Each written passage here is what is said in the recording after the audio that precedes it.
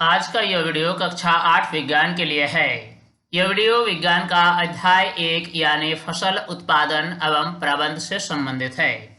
इस वीडियो के माध्यम से अभ्यास के अंदर दिए गए सारे प्रश्नों को हम समझेंगे और उन सभी प्रश्नों का उत्तर लिखेंगे। इस प्रकार ये वीडियो आपके लिए काफी फायदेमंद होने वाली है। इस वीडियो को आप लास्ट तक जरूर देखें। आइए शुरू करते हैं। प्रश्न संख्या 1, उचित शब्द छांटकर रिक्त स्थानों की पूर्ति कीजिए। तैरने, जल, फसल, पोशाक और तैयारी, इन सारे शब्दों का हमें इस्तेमाल करके रिक्त स्थान की पूर्ति करनी है। एक स्थान पर एक ही प्रकार के बड़ी मात्रा में उगाए गए पौधों को डैश कहते हैं। सही शब्द आएगा फसल। किसी स्थान पर एक ही प्रकार के बड़ी मात्रा में उगाए गए पौधों को फसल कहते हैं।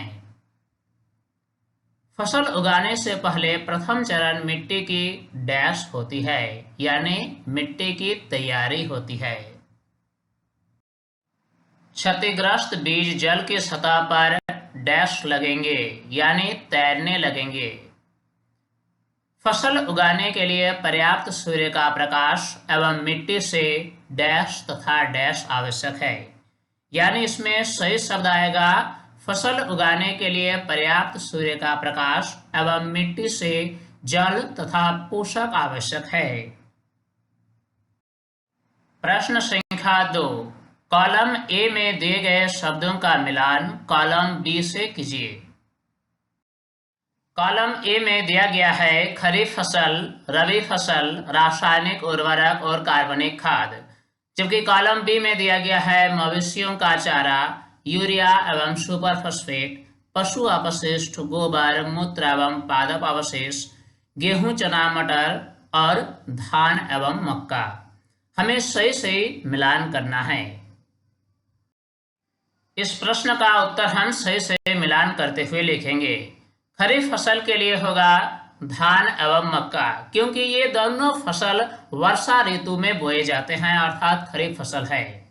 इसी प्रकार रबी फसल के लिए होगा गेहूं, चना, मटर, जो कि शीत ऋतु की फसल है।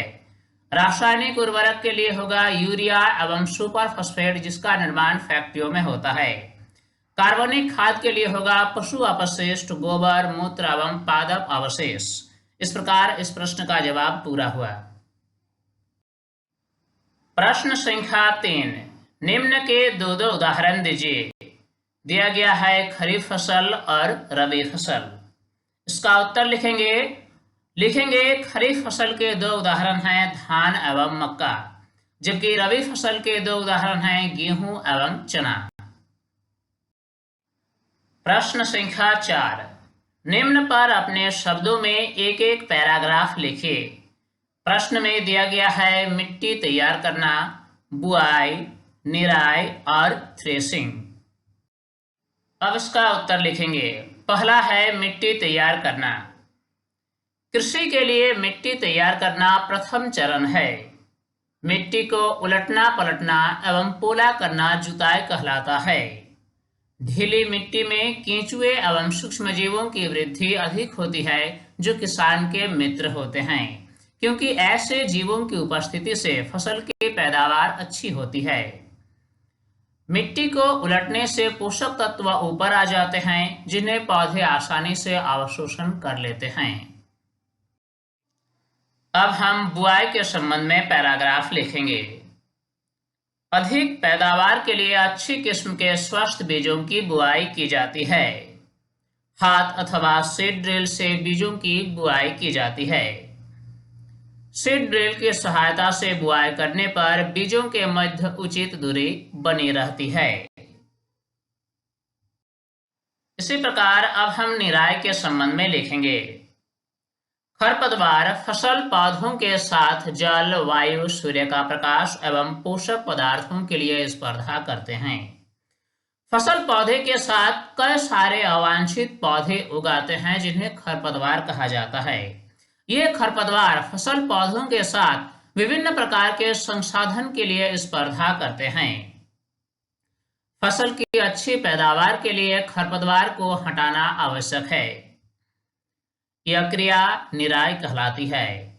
जब खेत से खरपतवार को हटाया जाता है तो इसी प्रक्रिया को निराई के नाम से जाना जाता है। निराई का कार्य खुरपी, हैरो अथवा रसायनों की मदद से की जाती है। अगला टर्म है थ्रेसिंग। काटी गई फसल से दानों को भूसे से अलग करना थ्रेसिंग कहलाता है। इसे कंबाइन नामक मशीन से किया जाता है, जो वास्तव में एक हार्वेस्टर और थ्रेशर का संयोजन है। कंबाइन एक ऐसा मशीन है जिसमें हार्वेस्टर और थ्रेशर दोनों होते हैं। हार्वेस्टर के द्वारा फसल की कटाई की जाती है और थ्रेशर के द्वारा काटी गई फसल से दाने को भूसे से अलग किया जाता है। अब प्रश्न संख्या 5, स्पष्ट कीजिए कि उर्वरक खाद से किस प्रकार भिन्न है। इसका उत्तर लिखेंगे, उर्वरक और खाद में निम्नलिखित अंतर है। उर्वरक एवं खाद में अंतर। उर्वरक और खाद। उर्वरक के लिए हम लिख सकते हैं यह मानव निर्मित लवण है। खाद के लिए लिख सकते हैं खाद एक प्राकृतिक पदार्थ है। उर्वरक का उत्पादन फैक्ट्रियों में होता है, जबकि खाद जंतु एवं पादप अपशिष्टों के विघटन से बनते हैं। उर्वरक से मिट्टी को ह्यूमस प्राप्त नहीं होती, जबकि खाद से मिट्टी को ह्यूमस की प्राप्ति होती है।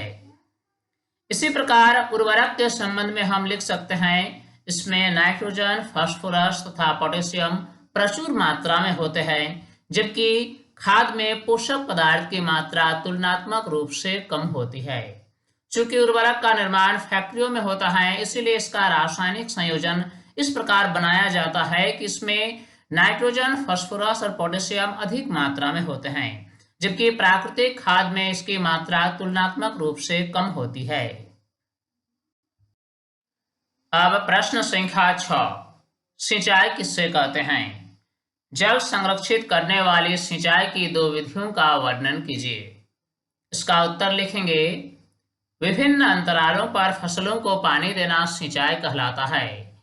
किसान समय समय पर अपने फसल को पानी देते हैं और इसी क्रिया को ही सिंचाई कहा जाता है।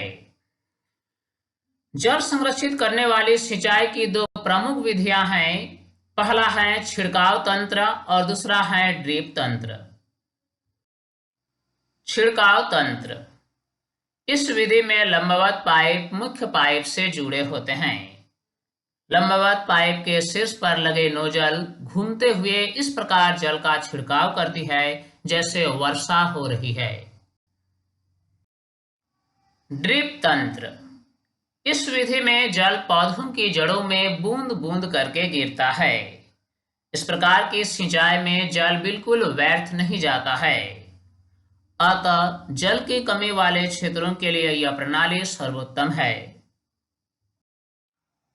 अगला है प्रश्न संख्या 7, यदि गेहूं को खरीफ ऋतु में उगाया जाए तो क्या होगा, चर्चा कीजिए। गेहूं एक रबी फसल है जिसे शीत ऋतु में उगाया जाता है।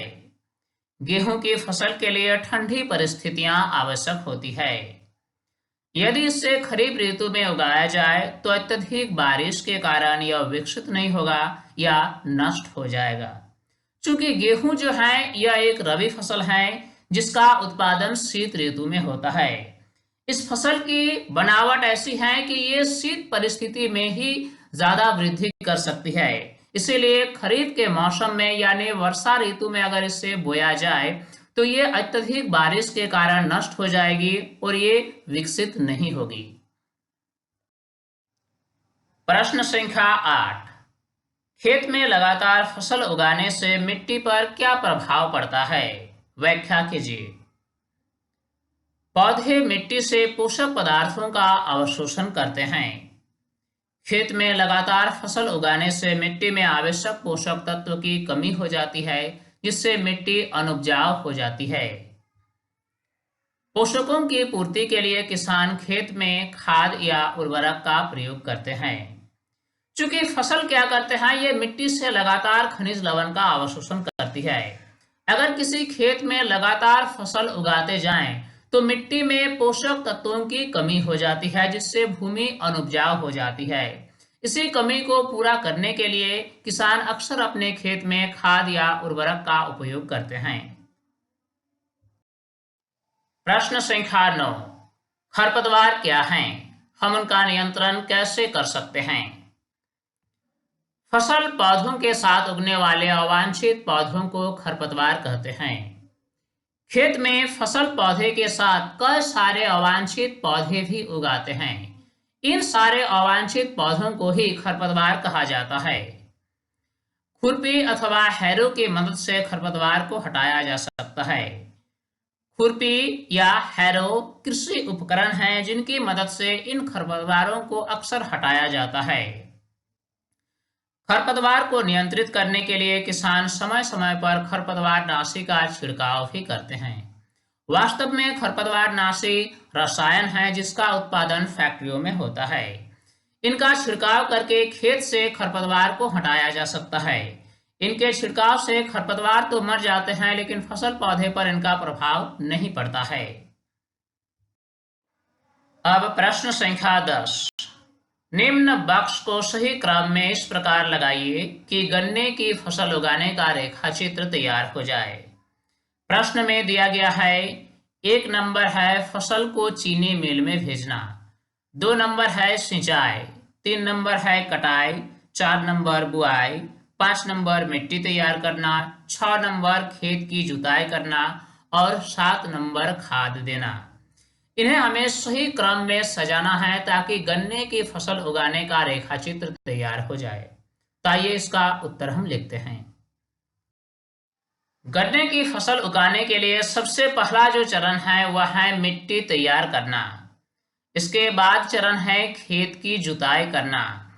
उसके बाद हम बुआई करेंगे, फिर मिट्टी में खाद देंगे, खाद देने के बाद सिंचाई करेंगे, सिंचाई के बाद फसल की कटाई होगी और कटाई के बाद फसल को चीनी मिल में भेजा जाएगा। इस प्रकार इसका रेखाचित्र तैयार हो गया। अब अगला प्रश्न देखते हैं। अब देखेंगे प्रश्न संख्या 11, नीचे दिए गए संकेतों की सहायता से पहेली को पूरा कीजिए। इस प्रश्न में हमें पहेली पूरा करना है जिसमें कुछ संकेत इस प्रश्न में दिए गए हैं।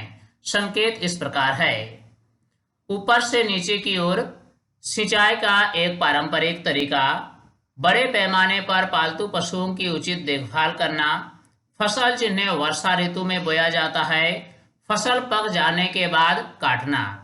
ये कुछ संकेत दिए गए हैं। साथ ही साथ कुछ और भी संकेत दिए गए हैं, जैसे कि बाईं से दाईं ओर शीत ऋतु में उगाए जाने वाली फसलें, एक ही किस्म के पौधे जो बड़े पैमाने पर उगाए जाते हैं, रासायनिक पदार्थ जो पौधों को पोषक प्रदान करते हैं, खरपतवार हटाने की प्रक्रिया। इस प्रश्न में जो पहली हमें पूरा करना है वह एक टेबल दिया गया है। इस टेबल में कुछ बॉक्स में वर्ण भरे हुए हैं, बाकी खाली पड़े बॉक्स को हमें सही वर्ण से भरना है। अब आइए हम शुरू करते हैं।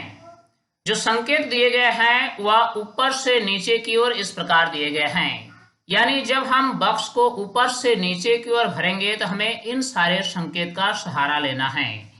1 नंबर में लिखा गया है सिंचाई का एक पारंपरिक तरीका। आप पहेली में यानी जो टेबल में 1 नंबर लिखा गया है इसमें आप देख सकते हैं पहला वर्ण दिया गया है र, यानी एक सिंचाई का पारंपरिक तरीका का नाम हमें लिखना है जो र वर्ण से शुरू होता है, यानी ये होगा रहट। तो हम लिखेंगे रहट। अब जो है दूसरा नंबर में लिखा गया है बड़े पैमाने पर पालतू पशुओं की उचित देखभाल करना, यानी इससे क्या कहा जाता है, इससे पशुपालन कहा जाता है। आप देख सकते हैं पहेली में दिए गए जो टेबल है इसमें 2 नंबर में है जो बॉक्स दिया गया है, इसमें ऊपर से नीचे की ओर हमें पशुपालन भरना है। इसमें दूसरे वाले बॉक्स में भरा हुआ है, बाकी जो खाली पड़े बॉक्स हैं इससे हमें भर के पशुपालन शब्द को पूरा करना है, यानी हम लिखेंगे पशुपालन। तीसरा नंबर में दिया गया है फसल जिन्हें वर्षा ऋतु में बोया जाता है। अब हमें तीसरे नंबर के जो बॉक्स हैं और चौथे नंबर के जो बॉक्स हैं, इन दोनों के बीच हमें वर्षा ऋतु में बोए जाने वाले फसल का नाम लिखना है, जिसका नाम है खरीफ फसल। अब छठा नंबर में हमें लिखना है फसल पक जाने के बाद काटना यानी कटाई। इसी प्रकार अब हम बाएं से दाएं की ओर भरेंगे। बाएं से दाएं ओर भरने के लिए एक नंबर में लिखा गया है शीत ऋतु में उगाए जाने वाली फसलें, जिसको रबी फसल कहा जाता है, यानी इसमें हम रबी लिखेंगे। एक नंबर वाले जो बॉक्स हैं इसमें र वर्ण लिखा गया है, इससे हमें बाएं से दाएं ओर भरना है और हमें रबी पूरा करना है।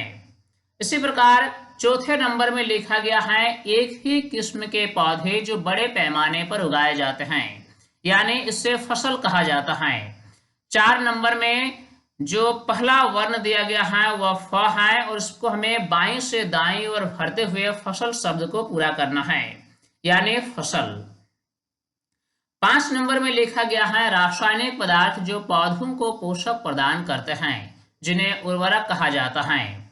5 नंबर वाले बॉक्स में भरते हुए हमें बाईं से दाईं ओर जाना है और उर्वरक शब्द को लिखना है, क्योंकि उर्वरक व रासायनिक पदार्थ हैं जो पौधों को पोषण प्रदान करते हैं। इस प्रकार हम लिखेंगे उर्वरक। 7 नंबर में क्या है खरपतवार हटाने की प्रक्रिया। खरपतवार हटाने की प्रक्रिया को निराई कहा जाता है और निराई शब्द को हमें बाईं से दाईं ओर भरना है 7 नंबर वाले बॉक्स से शुरू करके, यानी हम लिखेंगे निराई। तो इस प्रकार इस प्रश्न में जो पहेली दी गई है, इस पहेली को हमने पूरा किया प्रश्न में दिए गए सारे संकेतों के सहायता से। इस प्रकार इस प्रश्न का जवाब पूरा हो गया। स्टूडेंट्स, इस वीडियो के माध्यम से अभ्यास के अंदर दिए गए सारे प्रश्नों को हमने बारीकी से समझा और उन सभी प्रश्नों का उत्तर लिखा। उम्मीद करता हूँ ये वीडियो आपके लिए काफ़ी फायदेमंद हुई होगी और इस वीडियो से आपने काफ़ी कुछ सीखा होगा। ये वीडियो आपको कैसा लगा आप हमें कमेंट में ज़रूर लिखकर बताएं। साथ ही अगर अभी तक आप हमारे YouTube चैनल साइंस प्लेटफॉर्म को सब्सक्राइब नहीं किया है तो इसे अभी सब्सक्राइब कर लें, ताकि हर नए वीडियोज़ के अपडेट्स आप तक आसानी से पहुँच सके। स्टूडेंट्स, तब तक के लिए बाय।